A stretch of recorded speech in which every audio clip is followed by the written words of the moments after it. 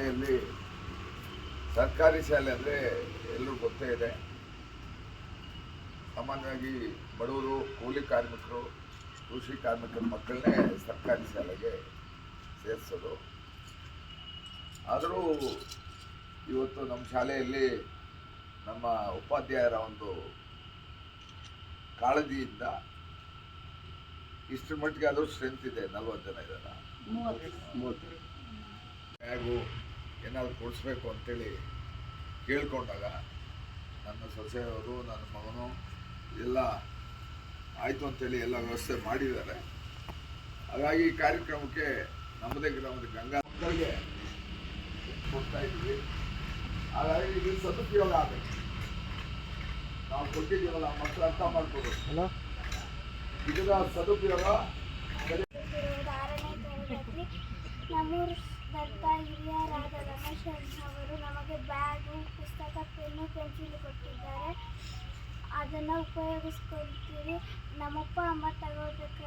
ನಮ್ಮಪ್ಪ ಅಮ್ಮನಿಗೂ ಅನುಕೂಲ ಆಗ್ತದೆ, ನನಗೂ ಅನುಕೂಲ ಆಗ್ತಿದೆ. ನಾವು ಉಪಯೋಗಿಸ್ಕೊಳ್ತೀವಿ.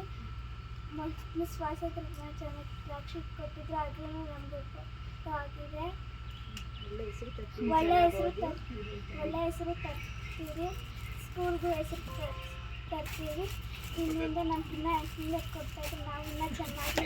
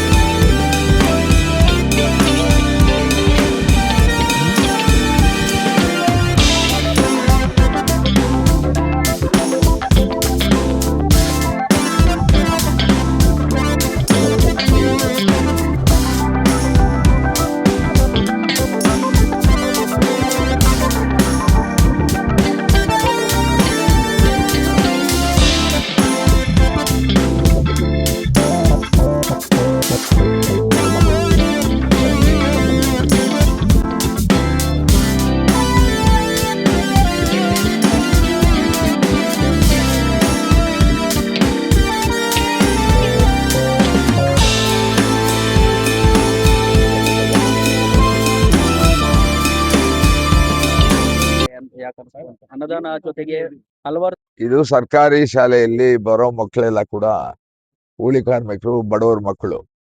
ಹಾಗಾಗಿ ಕೆಲವ್ರಿಗೆ ಬ್ಯಾಗು, ಬುಕ್ಕುಗಳು, ಕಲಿಕಾ ಸಾಮಗ್ರಿಗಳು ಪರ್ಚೇಸ್ ಮಾಡೋದೇ ಕಷ್ಟ ಆಗಿರುತ್ತೆ, ಕೂಲಿ ಮಾಡೋರು. ಹಾಗಾಗಿ ಜೊತೆಗೆ ಮೇಡಮ್ನವರು ಕೇಳಿದ್ರು, ಅಣ್ಣ ಬಡವರು ಇದ್ದಾರೆ, ಕೆಲವರು ಸ್ಟ್ರೆಂತು ಕಡಿಮೆ ಆಗ್ತಿರೋ ಕಾರಣ ಏನು ಅಂತಂದಾಗ ಅವ್ರಿಗೆ ಪಾಪ ಬ್ಯಾಗು ಅದಕ್ಕೆ ಅದೆಲ್ಲ ಉಣ್ಸೋದು ಕಷ್ಟ ಇರುತ್ತೆ, ಹಂಗಾಗಿ ಕೆಲವ್ರು ಬರ್ತಿಲ್ಲ ಅಂತಂದ್ರು. ಅದಾಗೋದು ಬೇಡಮ್ಮ, ಅವ್ರಿಗೆ ಏನೇನು ಬೇಕು ಎಲ್ಲ ಒಂದು ಲಿಸ್ಟ್ ಕೊಡಿ, ಅಷ್ಟು ನಾವು ಪೂರೈಸ್ತೀವಿ ಅಂತೇಳಿ ಹಿಂದಿನ ವರ್ಷ ಇಂಡಿಪೆಂಡೆನ್ಸ್ ಡೇಗೆ ಎಲ್ರಿಗೂ ಕೂಡ ಟ್ರ್ಯಾಕ್ ಶೂಟ್ಗಳು ಕೊಡಿಸ್ದೆ. ಅದೇ ಅವ್ರು ಹೇಳಿದ್ರಲ್ಲ ಆಗಲೇ, ಟ್ರ್ಯಾಕ್ ಶೂಟು ಐಡೆಂಟಿಫಿಕೇಶನ್. ಆ ಥರ ಈಗ ಬುಕ್ಸು, ಬಡವ್ರಿಗೆ ಒಂದಷ್ಟು ಬುಕ್ಸು, ಬ್ಯಾಗ್ ಕೊಡಿಸಿ ಅಂತಂದ್ರು. ಬುಕ್ಸು, ಬ್ಯಾಗ್ಸು, ಪೆನ್ಸಿಲ್ಲು, ರಬ್ಬರು, ಮುಂದೆ ಪೆನ್ನುಗಳ ಅವಶ್ಯಕತೆ ಇದ್ರೆ ಪೆನ್ನುಗಳು ಕೂಡ ಕೊಡಿಸುವಂಥ ವ್ಯವಸ್ಥೆ, ಇನ್ನ ಏನ್ ಬೇಕಾದ್ರೂ ಕೊಡಿಸುವಂಥ ವ್ಯವಸ್ಥೆ ಮಾಡ್ತೀವಿ. ಈಗ ಸರ್ಕಾರಿ ಶಾಲೆ ಅದು ಇವತ್ತೇನಾಗಿದೆ, ಅದೊಂದು ಎಷ್ಟೇ ಸರ್ಕಾರಿ ಶಾಲೆಗಳಲ್ಲಿ ಒಳ್ಳೆ ವಿದ್ಯಾಭ್ಯಾಸ ಕೊಟ್ಟರು ಕೂಡ ಏನಾಗಿದೆ, ಹುಚ್ಚು ಜನಕ್ಕೆ ಯೂನಿಫಾರ್ಮ್ ಹಾಕೋದು, ಮಗುನ ಕರ್ಕೊಂಡು ಬಸ್ ಬಿಡಕ್ ಹೋಗೋದು, ಅದೊಂದು ಕ್ರೇಜ್ ಆಗ್ಬಿಟ್ಟಿದೆ. ಒಬ್ರು ನೋಡ್ಕೊಂಡು ಒಬ್ರು. ಕೂಲಿಗೆ ಹೋಗೋರು ಕೂಡ ಇವತ್ತು ಅವರು ಯಾವುದೋ ಖಾಸಗಿಂತ ಶಾಲೆಗೆ ಹೋಗ್ತಾರೆ, ಗುರುಕುಲಾಗ ಹೋಗ್ತಾರೆ, ಅಥವಾ ಇನ್ನೊಂದು ಶಾಂತಿನಿಕೇತನಕ್ಕೆ ಹೋಗ್ತಾರೆ. ನಮ್ಮ ಮಗುನ ಕರ್ಕೊಂಡು ಹೋಗ್ಬೇಕು ನಾವು ಕೈ ಹಿಡ್ಕೊಂಡು, ಅನ್ನೋ ಒಂದು ಕ್ರೇಜು. ಅದಕ್ಕಿನ್ನೂ ಚಲೋ ಸರ್ಕಾರಿ ಶಾಲೆಗಳಲ್ಲಿ ಒಳ್ಳೆ ಕ್ವಾಲಿಫೈಡ್ ಟೀಚರ್ಸ್ ಇದ್ದಾರೆ. ಅವರೆಲ್ಲ ಕೂಡ ಪಾಠ ಪ್ರವಚನಗಳು, ನಾನು ಆಗಲೇ ಹೇಳಿದ್ನಲ್ಲ, ನಿಮ್ಮ ಸ್ವಂತ ಮಕ್ಕಳಿಗೆ ಯಾವ ರೀತಿ ಗುಣಮಟ್ಟದ ವಿದ್ಯಾಭ್ಯಾಸ ಬಯಸ್ತೀರೋ ಅದೇ ರೀತಿ ಇವರು ಇಲ್ಲಿ ಸರ್ಕಾರಿ ಶಾಲೆಯಲ್ಲಿರೋ ಮಕ್ಕಳೆಲ್ಲ ನಿಮ್ಮ ಸ್ವಂತ ಮಕ್ಕಳನ್ನ ಭಾವನೆಯಲ್ಲಿ ನೀವು ಅವರಿಗೆ ವಿದ್ಯಾರ್ಜನೆ ಮಾಡಿ ಅನ್ನೋ ಮಾತನ್ನು ನಾನು ಹೇಳಿ. ದಾಖಲಾತಿಗಳು ಅದೇ ಹೇಳಿದ್ನಲ್ಲ, ಈ ಒಂದು ಕುರಿ ಹೋಗಿ ಹಳ್ಳಕ್ಕೆ ಬಿದ್ದರೆ ಎಲ್ಲ ಕುರಿಗಳು ಅಲ್ಲಿ ಹೋಗ್ತಾರೆ. ಇನ್ನೊಂದು ನಾನೇನು ಹೇಳೋದು ಅಂದ್ರೆ, ಸರ್ಕಾರಿ ಶಾಲೆ ನಮ್ಮ ಉಪಾಧ್ಯಾಯ ವರ್ಗದವ್ರಿಗೆ ಆದಷ್ಟು ಇಂಗ್ಲಿಷ್ ಮಾಧ್ಯಮವನ್ನ ಸ್ಟಾರ್ಟಿಂಗ್ ಅಲ್ಲೇ ಇದು ಮಾಡ್ತಾರೆ.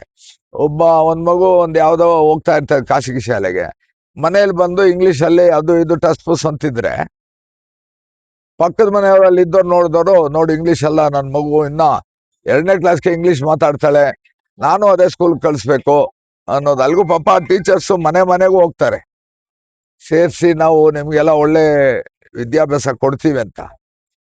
ಅದಕ್ಕೆ ಸರ್ಕಾರ ಕೂಡ ಯಾವ ರೀತಿ ಮಾಡಬೇಕು, ಖಾಸಗಿ ವಿದ್ಯಾಸಂಸ್ಥೆಗಳಿಗಿಂತ ಗುಣಮಟ್ಟದ ವಿದ್ಯಾಭ್ಯಾಸ ಕೊಡೋ ಒಂದು ಮಟ್ಟಕ್ಕೆ ಸರ್ಕಾರ ಕೂಡ ಮುತುವರ್ಜಿ ವಹಿಸ್ಬೇಕು ಅಂತ ಸರ್ಕಾರದಲ್ಲಿ ನಾನು ಮನವಿ ಮಾಡ್ತೀನಿ. ಈಗ ನೀವು ಓದೋ ನಾವು ಓದೋಗೆ ಸರ್ಕಾರಿ ಶಾಲೆನೇ ಇರಲಿಲ್ಲ, ಖಾಸಗಿ ಶಾಲೆಗಳೇ ಇರಲಿಲ್ಲ, ಬರೀ ಸರ್ಕಾರಿ ಶಾಲೆ.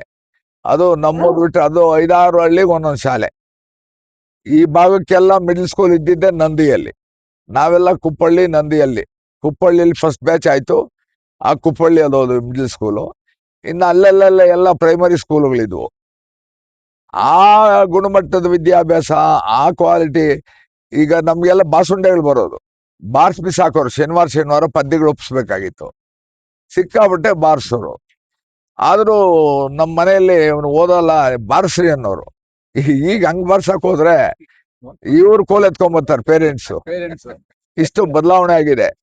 ಬಟ್ ನಮ್ಮ ಕಾಲದ ವಿದ್ಯೆಗೂ ಈಗಿನ ಕಾಲದ ವಿದ್ಯೆಗೂ ಬಹಳಷ್ಟು ವ್ಯತ್ಯಾಸ ಇದೆ. ಏನಿಲ್ಲ, ಅದೇನು ಈಗೂನು ಟೀಚರ್ಸ್ ಮನ್ಸು ಮಾಡಿದ್ರೆ ಅದು ಅವ್ರಿಗೆ ಮಕ್ಕಳಿಗೆ ಒಳ್ಳೆ ವಿದ್ಯಾಭ್ಯಾಸವನ್ನ ಕೊಡ್ಬೋದು. ಇವಾಗ ಎಷ್ಟೋ ಜನ ವಿಶ್ವೇಶ್ವರಯ್ಯನವ್ರು ಎಲ್ಲೋದ್ರು, ಭಾರತ ರತ್ನ ತಗೊಂಡು ವಿಶ್ವವಿಖ್ಯಾತರಾದ್ರು. ಅದು ಒಂದು ಎಕ್ಸಾಂಪಲ್. CSN ರಾವ್ ಭಾರತ ರತ್ನ ತಗೊಂಡಂತವ್ರು. ಇವರೆಲ್ಲ ಕೂಡ ಸರ್ಕಾರಿ ಶಾಲೆಗಳಲ್ಲೇ ಓದಿರೋರು. ಆ ಕಾಲದಲ್ಲಿ ಫೀಸ್ ಕಟ್ಟಕ್ಕೆ ಇಲ್ಲದೆ ವಿಶ್ವೇಶ್ವರಯ್ಯನವರು ನಡ್ಕೊಂಡ್ಬಂದು ಬೆಂಗಳೂರಿಂದ ಎಕ್ಸಾಮ್ಗೆ ಅರ್ಧ ಗಂಟೆ ತರ ಆಗಿದ್ದಕ್ಕೆ ಫೀಸ್ ಕಟ್ಟೋದು, ಅದೆಲ್ಲ ನಾವು ಓದಿದ್ದಿ ಪುಸ್ತಕಗಳಲ್ಲಿ. ಹಾಗಾಗಿ ಇದನ್ನ ಸರ್ಕಾರದವರು ಗಮನಿಸ್ಬೇಕು.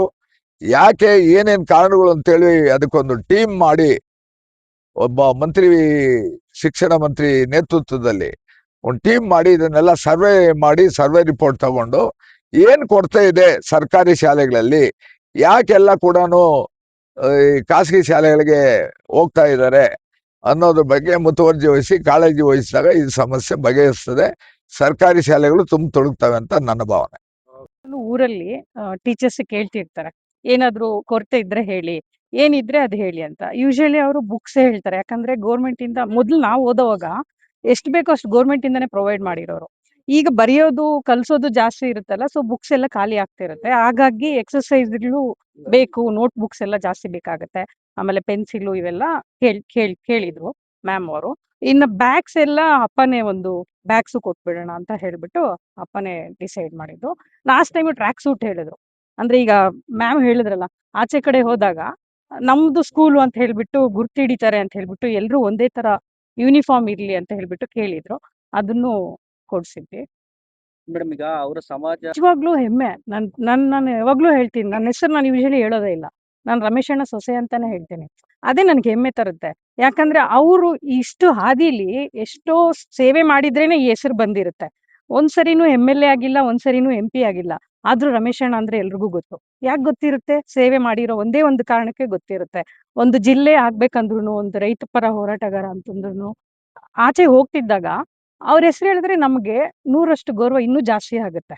ಸೊ ಹಾಗಾಗಿ ನಾನು ಅಪ್ಪ ಏನೇನ್ ಮಾಡ್ತಿರ್ತಾರೋ ಅದೆಲ್ಲ ನಾವು ನನ್ನ ಮಕ್ಕಳಿಗೂ ಒಂದ್ ಸ್ವಲ್ಪ ಬರ್ಲಿ ಅಂತ ಹೇಳ್ಬಿಟ್ಟು ನಾನು ಹೇಳ್ತಾ ಇರ್ತೀನಿ. ಅಷ್ಟು 100% ಇಲ್ಲ ಅಂದ್ರೂ ಅಟ್ಲೀಸ್ಟ್ 10% ಆದ್ರೂ ಕಲಿಬೇಕಲ್ಲ, ನೋಡಿ ಕಲಿಯೋ ಜಾಸ್ತಿ ಇರುತ್ತೆ. ನಾವು ಓದಿ ಕಲಿಯೋದಾದ್ರೆ ಅರ್ಧ ಇದ್ರೆ, ನೋಡ್ಬಿಟ್ಟು ಅರ್ಧ ಕಲಿತಾರೆ ಮಕ್ಕಳು. ನಾವೇನ್ ಮಾಡ್ತಿದ್ರೆ ಮಕ್ಳು ಅದನ್ನ ಕಲಿತಾ ಇರ್ತಾರೆ. ಸೊ ಹಂಗಾಗಿ ಕೊಡೋದನ್ನ ನನ್ ಮಕ್ಳಿಗೆ ಅದ್ರಲ್ಲಿ ಒಂದ್ 20% ಬಂದ್ರು ಸಾಕು ಅಂದ್ಬಿಟ್ಟು ನಾನು ಯಾವಾಗ್ಲೂ ಯೂಶಲಿ ಕರ್ಕೊಂಡು ಹೋಗ್ತಾ ಇರ್ತೀನಿ ಅವ್ರ ತಾತ ಜೊತೆ, ನೋಡಿ ಕಲೀಲಿ ಅಂತ ಹೇಳ್ಬಿಟ್ಟು. ಯೂಶಲಿ ಹೆಂಗಿರುತ್ತೆ, ನಾವು ನಮ್ ಗಂಡ ನಮ್ ಮಕ್ಳು ಇಷ್ಟೇ ಇರುತ್ತೆ. ಎಲ್ರು ಕೊಡ್ಬೇಕಂತ ಅಲ್ಲ ಹೇಳ್ತಿರೋದು, ಇಲ್ದಿರೋರು ಕೊಡ್ಬೋದು. ಈಗ ಮನೆಯಲ್ಲಿ ಏನೋ ಈಗ ಪೆನ್ಸಿಲ್ ರಬ್ಬರ್ ಒಂದಷ್ಟು ಉದ್ದ ಆದ್ಮೇಲೆ ಬಿಸಾಕ್ತಿರ್ತಾರೆ, ಅದನ್ನ ಕೂಡ ದಾನ ಮಾಡ್ಬೋದು. ಬಟ್ ಅದನ್ನು ಮಾಡದೇ ಇರೋರು ಇರ್ತಾರೆ. ಚೆನ್ನಾಗಿರೋದೇ ಕೊಡ್ಬೇಕು ಅಂತ ಏನಿಲ್ಲ, ಇಲ್ಲ ದುಡ್ಡೇ ಕೊಡ್ಬೇಕು ಅಂತ ಏನಿಲ್ಲ, ಒಂದು ಚಿಕ್ಕ ಹೆಲ್ಪ್ ಕೂಡ ಹೆಲ್ಪೆ, ಸಹಾಯ. ಸೊ ಅದನ್ನ ಚಿಕ್ಕ ಮಕ್ಳಿಂದ ಇವಾಗಿಂದಾನೇ ಬರ್ಬೇಕು. ನಾನು ಗೌರ್ಮೆಂಟ್ ಟೀಚರ್ಸ್ಗೆ ಏನ್ ಹೇಳ್ತೀನಿ, ನೀವ್ ಒಂದ್ ಕ್ವಶನ್ ಕೇಳಿದ್ರಿ, ಗೌರ್ಮೆಂಟ್ ಸ್ಕೂಲ್ ಮಕ್ಳು ಕಮ್ಮಿ ಆಗ್ತಿದ್ದಾರೆ, ಪ್ರೈವೇಟ್ ಸ್ಕೂಲ್ಸ್ಗೆ ಜಾಸ್ತಿ ಹೋಗ್ತಿದ್ದಾರೆ ಯಾಕೆ ಅಂತ ಒಂದು ಕ್ವಶನ್ ಕೇಳಿದ್ರಿ. ಅಪ್ಪ ಆಕ್ಚುಲಿ ಕರೆಕ್ಟ್ ಆಗಿ ಹೇಳಿದ್ರು. ಬಟ್ ಇದು ದೊಡ್ಡ ತರ ಬದಲಾವಣೆ ಆಗ್ಬೇಕು, ಮೇಲ್ಮಟ್ಟದಲ್ಲಿ ಬದಲಾವಣೆ ಆಗ್ಬೇಕು. ಇಲ್ಲ ಗೌರ್ಮೆಂಟ್ ಸೆಕ್ಟರ್ಸ್ ಎಲ್ಲ ಪ್ರೈವೇಟೈಸೇಷನ್ ಆಗ್ಬೇಕು, ಇಲ್ಲ ಪ್ರೈವೇಟೈಸೇಷನ್ ಆಗಿರೋದೆಲ್ಲ ಗೌರ್ಮೆಂಟ್ ಅಂಡರ್ ಸೇರಿಸ್ಬೇಕು. ಈಕ್ವಲ್ ಇರಬೇಕು. ಒಬ್ಬ ಒಬ್ಬ ಯಾರು ಬಡವ ಮಗನು ಒಂದೇ ಸ್ಕೂಲಲ್ಲೇ ಓದ್ತಿರ್ಬೇಕು. ಊರಲ್ಲಿ ಒಬ್ಬ ರಿಚ್ ಪರ್ಸನ್ ಮಗನು ಅಲ್ಲೇ ಅಡ್ಮಿಷನ್ ಆಗ್ಬೇಕು. ಬೇರೆ ಎಲ್ಲೂ ಅಡ್ಮಿಷನ್ನೇ ಸಿಗಬಾರ್ದು. ಆ ತರ ಆದಾಗ ಎಲ್ರಿಗೂ ಈಕ್ವಾಲಿಟಿ ಸಿಗುತ್ತೆ. ಇದು ನಾವಿರೋ ಗೌರ್ಮೆಂಟ್ ಇದೇ ಹಂಗಿದೆ. ಸೊ ಇದನ್ನ ಚೇಂಜ್ ಮಾಡ್ಬೇಕಂದ್ರೆ ಜಾಸ್ತಿ ದೊಡ್ಡ ಮಟ್ಟದಲ್ಲೇ ಬದಲಾವಣೆ ಆಗ್ಬೇಕು. ಮೇಡಮ್ ಸರ್ ಅದು ಒಂದು ಮೊದಲೇ ಹೇಳಿತ್ತು ಅಪ್ಪ. ಮೊದಲನೇ ಕಟ್ಟಡ ಕಟ್ಸ್ಕೊಡ್ತೀನಿ ಅಂತ ಮಾತು ಕೊಟ್ಟಿದ್ರು. ಹಂಗಾಗಿ ಹಾಲ್ ಕಮ್ಮಿ ಬರ್ತಿತ್ತು. ಸೊ ಎಲ್ಲರಿಗೂ ಸ್ವಲ್ಪ ಅನುಕೂಲ ಆಗುತ್ತೆ ಅಂತ ಹೇಳ್ಬಿಟ್ಟು ಬಾಡಿಗೆ ಕೊಟ್ರೆ, ಈಗ 20,000 ಬಾಡಿಗೆ ಕೊಟ್ಟಿದ್ದಾರೆ. ಸೊ ತಿಂಗಳು ಅದು ಬಂದ್ರೆ ಸ್ವಲ್ಪ ಹಾಲ್ ಹಾಕೋರ್ಗೆ ಅನುಕೂಲ ಆಗುತ್ತೆ ಅಂತ ಹೇಳ್ಬಿಟ್ಟು ಅದು ಮಾಡಿದ್ದಾರೆ. ಅದಲ್ದಿರ ನಾವು ಸೀಮಂತ ಕಾರ್ಯಕ್ರಮ ಮಾಡ್ತಿದೀವಿ. ವರ್ಷನೂ ಮಾಡ್ತೀವಿ. ಅದು ಆಲ್ಮೋಸ್ಟ್ ಇದು 6th 7th ಟೈಮ್ ಮಾಡಿದ್ವಿ. ಕೊರೋನಾ ಟೈಮಲ್ಲಿ 4 ಸರಿ ನಿಲ್ಸಿದ್ದಷ್ಟೇ. 2-3 ಇಯರ್ಸ್. 10 ಇಯರ್ಸ್ ಇಂದ ಮಾಡ್ತಾ ಇದೀವಿ. 12 ಇಯರ್ಸ್ ಇಂದ ಮಾಡ್ತಾ ಇದೀವಿ. ಸೊ ಇದೊಂದು ನಾನ್ ಬಂದಾಗಿಂದ ಕಂಟಿನ್ಯೂಸ್ ಆಗಿ ಮಾಡ್ತಾ ಇರೋ ಇದು ಅಂತಂದ್ರೆ ಕಂಟಿನ್ಯೂಸ್ ಸೀಮಂತ ಮಾಡ್ತಾ ಇದೀವಿ. ಸೀಮಂತ ಕಾರ್ಯಕ್ರಮ, ಅನ್ನದಾನ ಸ್ಟಾರ್ಟ್ ಮಾಡಿದ್ವಿ 3ನೇ ವರ್ಷಕ್ಕೆ. ಅನ್ನದಾನನೂ ಅಪ್ಪ ಹೇಳಿದ್ದಾರೆ ನಿಲ್ಸ್ಬಾರ್ದು ಅಂತ. ನಮ್ ಕಷ್ಟನ ಸುಖನ ಇವಾಗ ಅಪ್ಪ ಅಷ್ಟು ಕೊಡ್ತಿದ್ದಾರೆ. ನಮ್ ಕೈಲಿ ಎಷ್ಟಾದ್ರೆ ಅಷ್ಟೊಂದು ಖಂಡಿತ ಮಾಡ್ತೀವಿ. ದೇವ್ರು ಆ ಶಕ್ತಿ ನಮಗೂ ಕೊಡ್ಲಿ ಅಂತ ನಾನು ಭಗವಂತನ ಹತ್ರ ಪ್ರಾರ್ಥನೆ ಮಾಡ್ಕೊಂತೀನಿ. ರಮೇಶ್ ಅಣ್ಣಂಗೆ ಎಷ್ಟು ಶಕ್ತಿ ಕೊಟ್ಟಿದಾರೋ ನಮಗೂ ಅಷ್ಟು ಶಕ್ತಿ ಕೊಡ್ಲಿ ಹಂಚೋದಿಕ್ಕೆ ಅಂತ ಹೇಳ್ಬಿಟ್ಟು ಖಂಡಿತ ನಾವು ಮುಂದುವರ್ಸ್ಕೊಂಡು ಹೋಗ್ತೀವಿ.